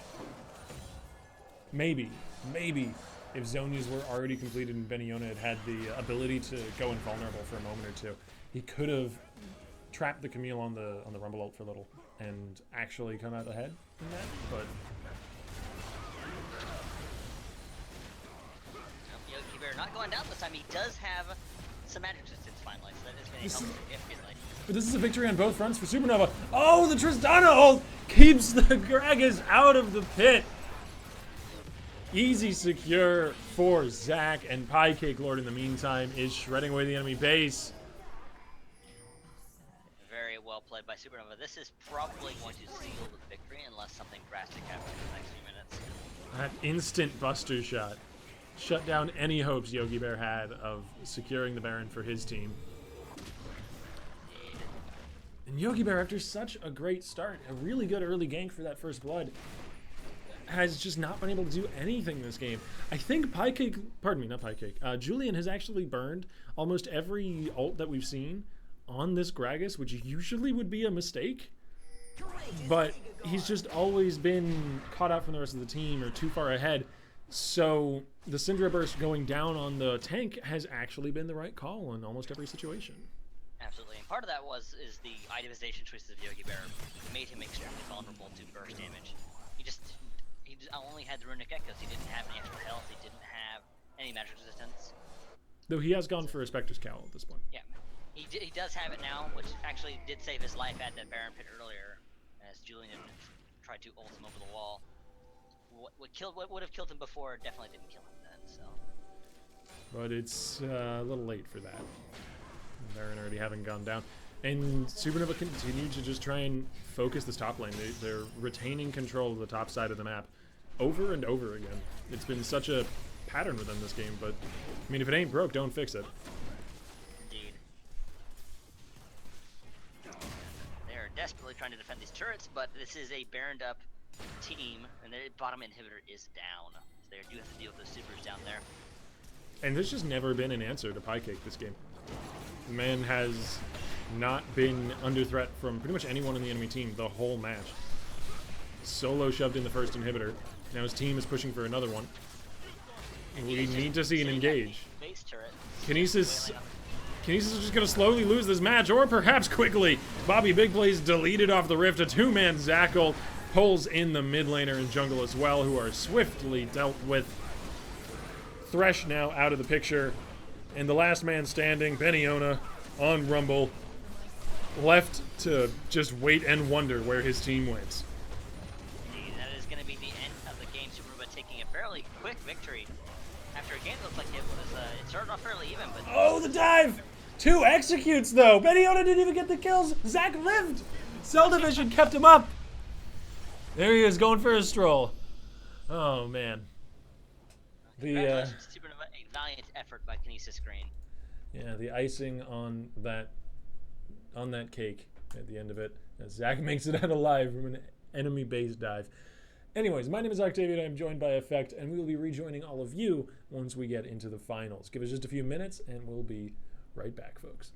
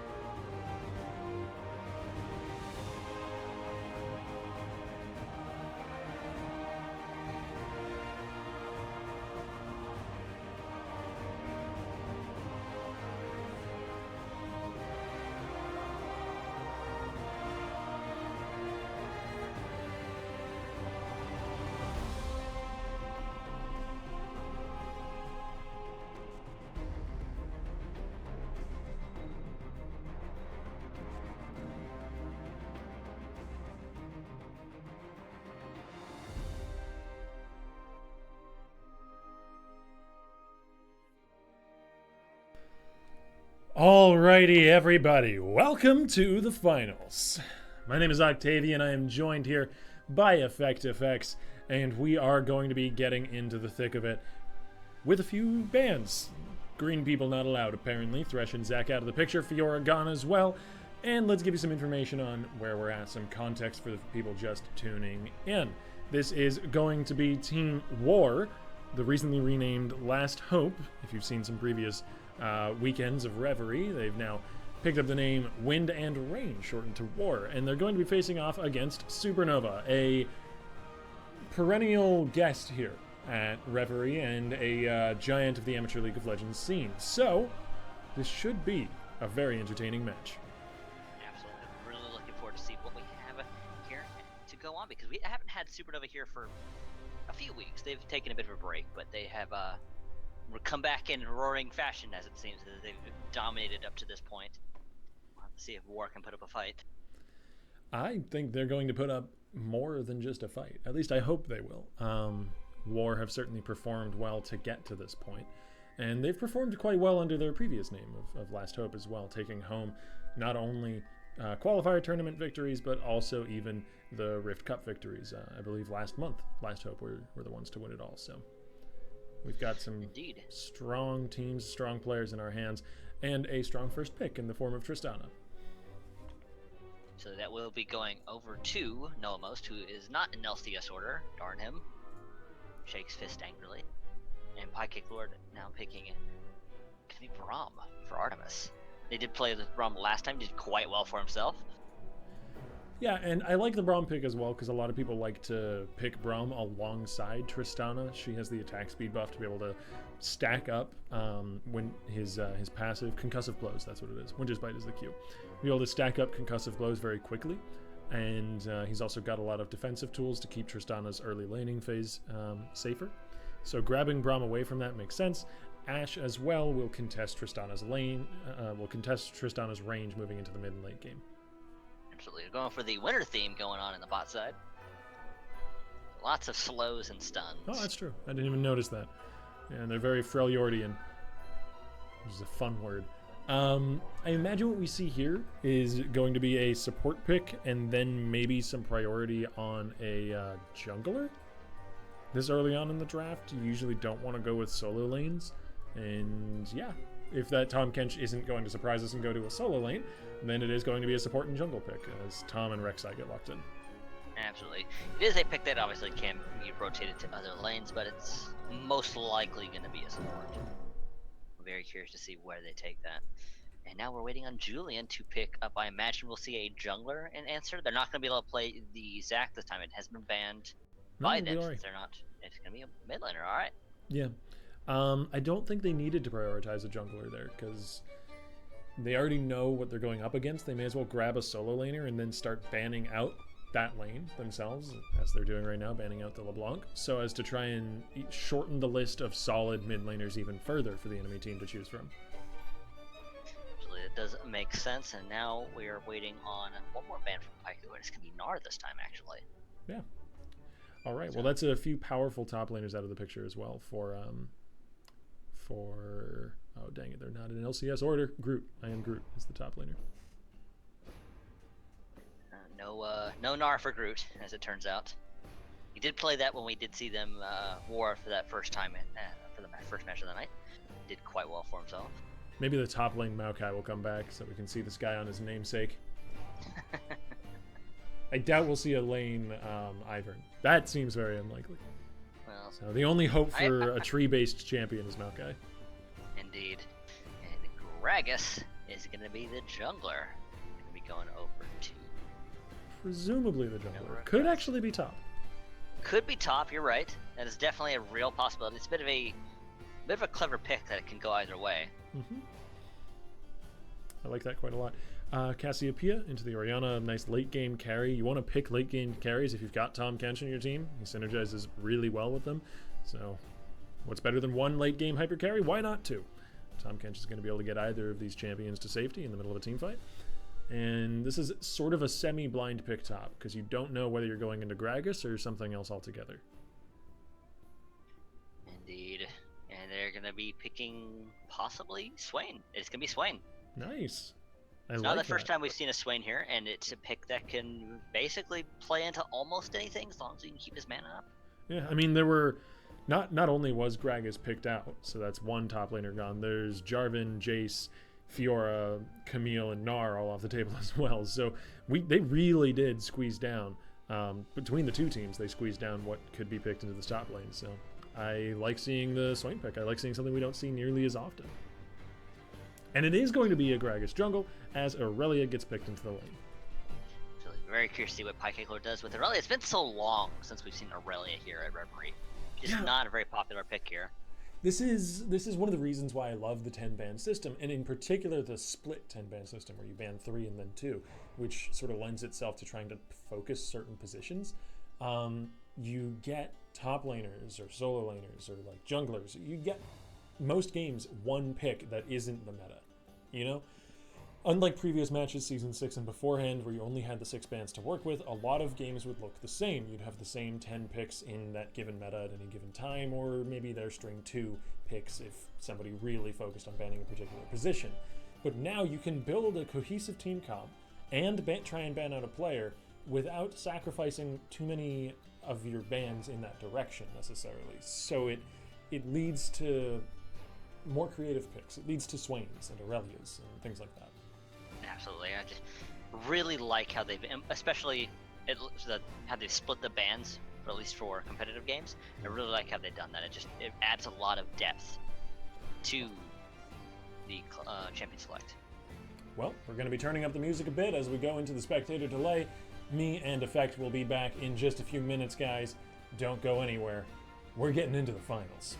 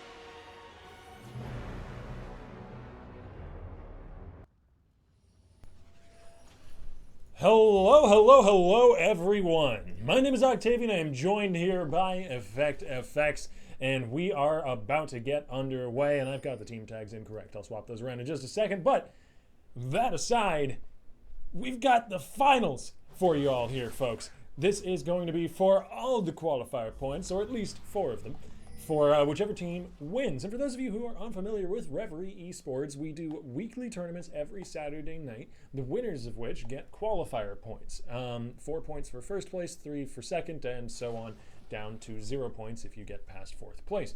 And those qualifier points then lead up over the course of a month into being placed into our monthly end of month tournaments, which happen on the last Sunday at the end of every month. Those tournaments actually have a cash prize, and if you get enough qualifier points, you get free entry into them. So that's what these teams are fighting for here tonight, and I'm going to hand it over to Effect for any potential level 1 action as I get the overlay sorted. Absolutely. And it doesn't look like there's gonna be too much going on that we might see. I believe this. Yeah, it is indeed Supernova going for a ward. There they go. And a bit of damage going on to Jolly, who's gonna be forced to retreat. And they're actually going to be taking the Raptor camp away from Ethug, it looks like. If they can even manage just to disrupt them and steal away 1 or 2, that's actually pretty big. Because one of the reasons you go for the Raptor camp is because added up all together, the Raptors give the most XP out of any of the camps. But if like 1 or 2 of them go to somebody else, someone in the enemy team, then you end up being at a level disadvantage as a jungler. And that can be pretty serious. However, Groot did a good job of bullying No Regrets in the same sort of fashion, so there wasn't really much lost if you compare the 2. Absolutely, but both junglers, a bit of pressure on them as they move into the early game here. Jolly just going at it. Cassiopeia does have one of the most powerful level 1 and level 2s in the game because Twin Fangs has such a low cooldown. She just put out so much more damage than almost any other champion. And so you'll often see a seasoned Cassiopeia player trying to take advantage of that with really early aggressive damage. Oh, Pie Cake Lord. Yeah, that was A lot of dot damage. That was greedy going for that second blade surge for the minion there. Takes the full duration of Beatrice's face laser. There's not the skill's name, but it should be. Face laser. Beatrice's face laser. That's the name of the crow. In case you hadn't seen that 50 times in the loading screen already. I can't say I was particularly aware that the crow's name was Beatrice. Really? When they first introduced the little loading screen tips, that was one of them, and I just saw it. I saw it at least like 3 or 4 times a week, for like a month. Maybe I saw it, but I don't remember it. But now I know. I've learned something new today. Yeah, we'll likely forget it. It's not exactly very useful information. It's not going to get me any further in life or anything like that. You'd be surprised. Just gives me a talking point while we're in the dead laning phase of an early game between 2 very, very potent teams. Speaking of laning phase, we do see that Groot has managed to actually catch up in CS. He was a little behind at first, but with some harassing the Pike Kick Lord, actually forcing all of his sustain, has made a recovery. Caught back up. To be fair, though, he is shepherding quite a large wave to the turret right now, so Pike Kick Lord does have a lot of farm to catch if he can handle his CSing under turret well, which is relatively easy to do on Aurelia. That was pretty sweet moves right there. I got distracted. Didn't finish my sentence. Absolutely. Quick. Groot tried to snare him as he charged in, but Pike Kick Lord immediately blade surged to another minion. Some mind games on both sides. As here's Ethug in the mid lane. Rayseeker lands, but a flash away from Julian before he can be grounded, and that turret nearly took down the Rek'Sai. Very aggressive play by Ethug, but Julian, predicting it as well, did quite well. Yeah, really good reaction time in that flash. If it had been even just a half second later, he would have been grounded by the Cassiopeia and wouldn't have been able to flash away. But while that does leave the Orianna low, it also leaves the Rek'Sai low. And a little bit greedy to go for that Raptor camp. First blood to Gragas. Indeed, the power of vision. No regrets being able to see that Ethug was right there and didn't have flash. So there's no way he could get away. He could have tried to tunnel, but the body slam saved it. And I didn't mean to misinform our audience. The qualifier point system has been recently changed by our administrative team. First place is no longer 4 points but 5, and then so on down the line. And 5th to 8th all get 1 point now. So it's a little more lenient. You know, if you do well in a few of the tournaments, in a few of the weekly tournaments of that month, but then, you know, you have a player swap in, you're just off your game for the next weekly tournament, and you end up at 6th place or something like that, you still get some amount of points, so you can still make it in later. But all that aside, we've still got a wonderful, interesting final on our hands, and, you know, let's get to it. Indeed. We're currently, oh boy, we see Etha going for that bot side possibly, though they know he's there. There is pings on top of him.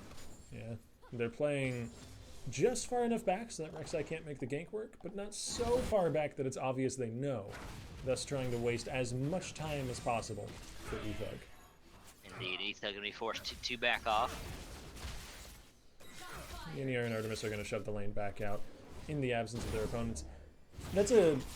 Honestly, Ethug being there, even though it seems like he wasted some time, isn't that bad, because it did give the option for Noah Most and Painless to shove up really, really fast and get a large wave pushed to the enemy turret, which means it's going to be basically impossible for them to freeze the lane now. It gives a great opportunity for Noah and Painless to base, get their first item spikes, and come back to the lane. So even though Ethug didn't make anything flashy happen there, it was still useful. Absolutely. And see, High Kick Lord working towards that Sheen, and of course I'm imagining Groot on the Swain. Once that Roa couldn't quite afford the catalyst, so he has the blasting. Oh man, Artemis could be in some real trouble here. If Painless can just get next to him and stack up his passive, now Artemis gonna flash over the wall, and I think it's well warranted. Absolutely. Chilling Smite Oh boy. onto Julian. Ethug does get pulled back by the Shockwave though, and Jolly can't get in range for Petrifying Gaze, so another missed attempt at a gank in the mid lane. Absolutely. It's very well played by Julian. Just the Shockwave placed really well. High Kick trying to now shove in top lane so that he also gets an opportunity to base. But Groot is easily able to push the wave back out with his ulti. Absolutely. Raptor camp stolen. Or, well, not the whole camp, just the big Raptor. The Steves. But Ethug is looking for some vengeance. Okay, gets the ult. No regrets. Anticipated more aggression than Ethug was willing to lay down. Very interesting. Oh boy. I think Yennefer's okay. He's going to take a few autos. Absolutely. He does have level 6 too, as No Most does not currently. And I would say with Gragas on the bottom side, there's a ton of potential for like a level 6 gank, but okay, we've got action top. High Kick has to flash away. Groot going to continue following. Those crows are doing some disgusting damage, and Pie Cake is gone.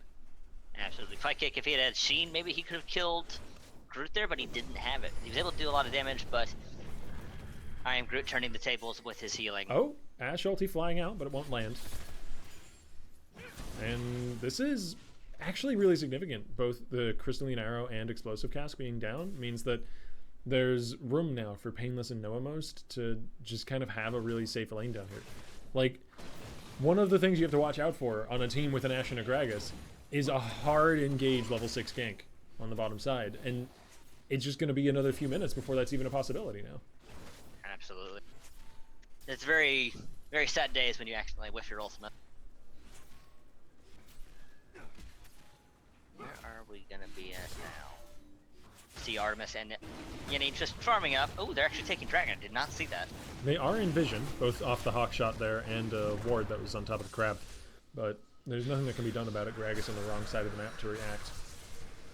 And that will be an Infernal Drake going to Winds and Rain, who I would say have pulled ahead in the early game. Not just because of the Infernal Drake, but also because the places where they've lost, they haven't lost as hard as their opponents. Groot is, with that early kill, going to become a menace that will be almost unkillable until Trinity Force is completed. So I think lane control will go in the top side over to Winds and Rain. And they've also got lane control on the bottom side with a 10 CS lead. And in the mid lane with a 10 CS lead. Like, So the gold overall is still fairly similar. Very curious to see what happens here. I've got an eye towards the top lane, and it looks like so does Supernova, as they've got 4 members coming in strong. The Ashe ulti lands. Piecake Lord taking a lot of damage, but it looks like it doesn't matter. CC'd until death. Swain gets put into an early grave. And Groot did not have much of an opportunity to do anything there. And I really like that maneuver from Supernova. Not just letting the top lane laning phase play out. They know Aurelia is just going to get slowly whittled away in a war of attrition against this Swain, so take action, send 4 top, use your hard engage. But maybe sticking around for this turret is a little bit too much to bite off. The ult turns it around, a little bit of disengage there, but Rek'Sai jumping to the back lines, a teleport coming in. Now we've got a 4-man ulti, but it's answered by another 4-man ulti. Both mid laners coming in huge, but Cassiopeia is bigger. Swain gets some revenge. Using the teleport to get right in the middle of that team and get some AoE damage down. God, not only did Petrifying Gaze land on 4, it stunned 4. That was just perfect from Jolly. Absolutely. It was perfectly disgusting if you're on the side of Supernova. That is very unfortunate turn. They got the first turret break, but it just was not worth the cost. Yeah, they were really pushing that hard. They're trying here to break Piecake Lord out of this laning phase. At least in part. First brick is also huge. I'm not going to discount that. That was also on their minds, I imagine. But part of this is trying to keep Aurelia in the game. Because even now, with another 2 kills, I Am Groot is just going to start snowballing this lane hard. And the only other opportunity to come back into the match, I think, for Piecake is going to be when Trinity Force is completed. Because that is a huge spike.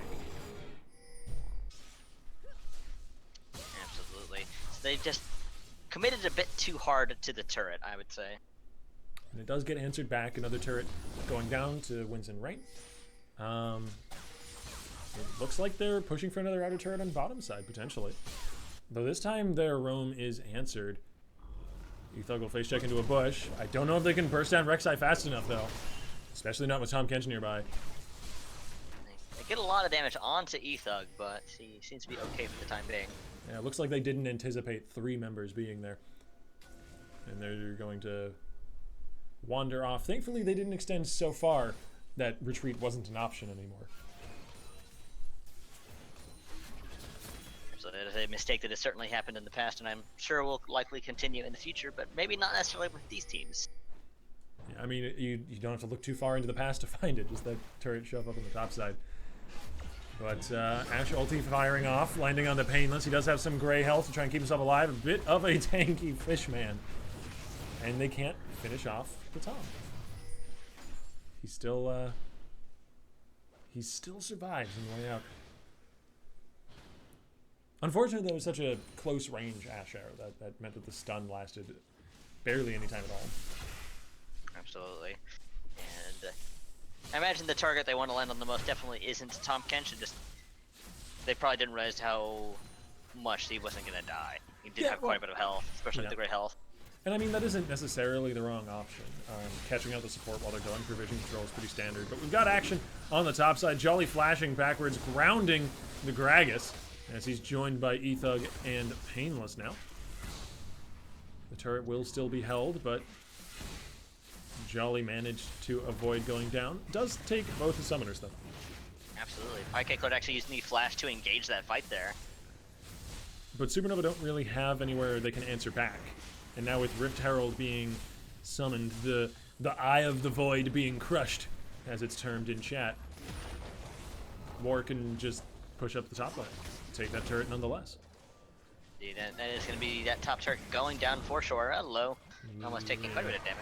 But Julian just doesn't have the damage at the moment. He's built very, very utility-focused itemization, going for the Morello, which isn't wrong. But just right now, he's not sitting on very much burst. There's a turnaround from Artemis, but Ethug is out of the turret range, so he's fine. And now War can shove down the mid lane. And that is, yeah, War is going to easily take this turret. There's going to be no way that No Regrets and Artemis can contest that. And next Dragon's going to be 25 seconds. And let's scout what that's going to be. It's going to be an Ocean Drake coming up. Another pretty potent one.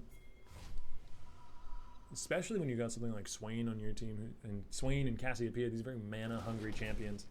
Getting that mana regen, even if it's out of combat, can be super valuable. Oh, without a doubt.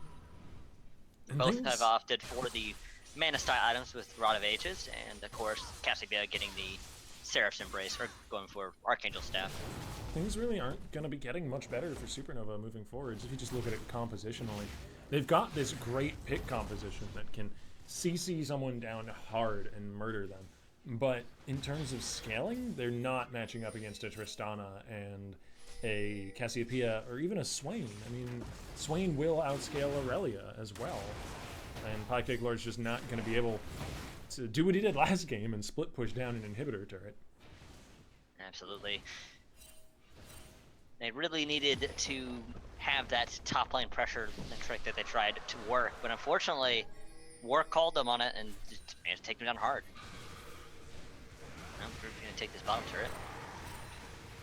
What they need to do is find picks, find people who are out of position, but really, War just haven't had people out of position. Aside, arguably, from Painless clearing vision in the bush there, but Tom Kench is never out of position. But maybe stuck between two turrets. Noah Most might be out of line. Doesn't look like it, and now Yeniar is left behind. He will be destroyed by Thug. Never Move catches onto Regrets. Groot will slowly hunt him down as the River King comes down the mid lane. Good night, Gragas. And it is two members of Supernova going down. Unfortunately for them, they did not have the damage to Julian really... has the ghost. Looks like he makes it out. Yeah. They did not quite have the damage to burst down Noah Most. Look how little health he has. They almost had him. Another part of the problem is what I mentioned earlier. Julian just hasn't finished off any big damage spikes yet. We just now got Pie Cake Lord's Triforce. I mentioned this a few times earlier on. Maybe off the back of that, Aurelia can make some things happen, but we're not in laning phase anymore. He's not going to be facing off a 1v1 anymore. And so they just kind of skipped over the power spikes of their opponents. We're seeing... Oh boy. Petrifying Gaze lands onto the Aurelia. The Pie Cake Lord is able to get out of there. A bit of extra tenacity from his passive. Artemis taking a lot of damage as well. Braum does have to return home. Rayseeker gets him! No! Oh no. Did he have vision? I don't know if he I- had direct vision on that. I don't know if he did. He might have been blind. I'm just not sure. Because Braum obviously wasn't moving. Oh, he might have tracked the movement until he saw it stop. And then he knew Braum was basing there and shot the Freyseeker where he was so- basing.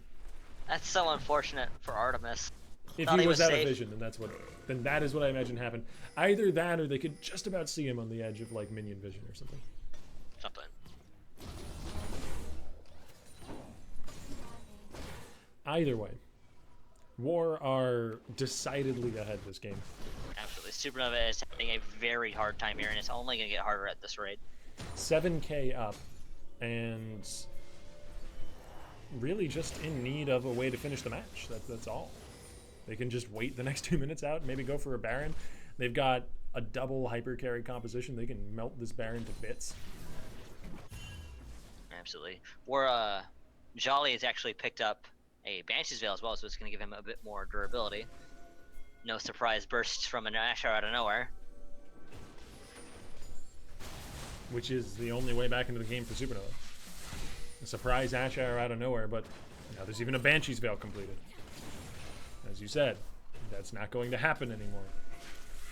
They're against these highly safe, highly mobile, in the case of Tristana, or highly tanky, in the case of Swain, carries that they can't pick off. And all they've got is a pick composition. It's like they've got a hammer, and all they've got to build with is a bunch of screws. Their tool just is not right for the job. Indeed. And things are only get harder as Groot working towards that Lineage Torment is going to have that so he can melt the tanks further. Yeah. Not even having to go for the pardon me, not Riley's, Zonia's second item that you'll often see against AD top laners on Swain. Instead opting for just a ton more damage. As his team is doing a ton of damage to this Baron. Segways. And is melting very quickly, and is for sure. From ulti over the wall, Gragas ulti as well. Some valiant attempts to steal it away, but Smite secures. And now Groot is flanking. Ash Arrow lands, but it's purely defensive. Indeed. And with that Baron buff, this could end very shortly. At least we'd be surprised if we don't see many objectives being taken here. Ethug leaps over the wall, burrows over another Chilling Smite, lands in the gun, burrow connects. Good night, Gragas. Painless spits out a Crow Man. And Yeniar, who has to flash away from it.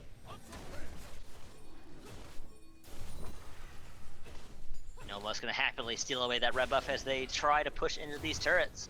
And I think this Aurelia split push is a very, very dim, flickering light in the darkness of this game.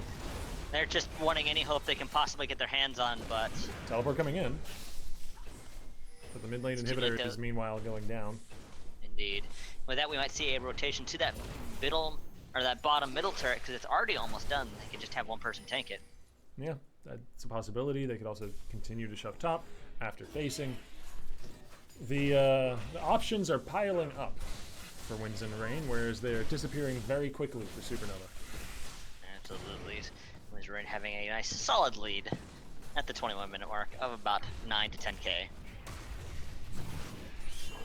And this may very well be like the final basing rotation before the end of this game. If the game continues to the pattern it's been on, we haven't seen Supernova catch a decisive pick, and since Painless got caught, since that Ashe ulti landed on the Tom. Outside of that, they've kind of just been spectators to this game. Like us. Indeed. And with that middle inhibitor down there, things are going to get even harder for Supernova. No, most happily going to take away that red buff for himself, and they're all going to rotate to this dragon and then probably to that bot lane, as we do see I Am Group pushing it up. Yeah, the Volcanic Drake is just kind of obscene with their composition, given the sort of triple carry nature of it. And this Baron buff is still running, so they can just shove these turrets in. The Ash Arrow barely even doing anything to Ethug, as they're diving inhibitor turrets here, grounding the entire enemy team and stunning them as well. A flash forward for another beautiful ult from Jolly, rewarded with a double kill. Does go down in the end, but you know what I would call worth an all chat after that one. Oh, absolutely. That was a beautiful flash forward. So you land a Petrifying Gaze on, what, 3 or 4 there? Yeah, a minimum 3, I think maybe 4. And that's the game. Yeah, that is going to be indeed the game. There's only no regrets, and there's no way he could possibly do anything to save this. And there it goes. GG. Winds GG and indeed. Rain going to be taking home the 5 qualifier points. Don't know how they're taking them home. Maybe we're giving them some physical piece of paper that says they won it. I don't know. Probably not. Though. Taking the home metaphorically? Yes, metaphorically taking home the most qualifier points. But don't worry, Supernova still got some points of their own, as did the teams in the 3rd and 4th place bracket as well, and even moving down past that. But that is the final streamed match of the night, ladies and gentlemen, boys and girls. My name is Octavian. I hope you've enjoyed watching. I've been joined by Effect Effects, and I hope you've enjoyed listening to us as well. If you did, why not click that follow button? You can catch us when we go live next weekend. We're here every Saturday night and once a month on Sundays at the end of the month. With that said, though, that's going to be it for us. I'm going to play a short ad on the way out, and we will be done for the day. Thank you guys for watching. See you next time. Absolutely, folks. See you next week. The internet wasn't built for gaming.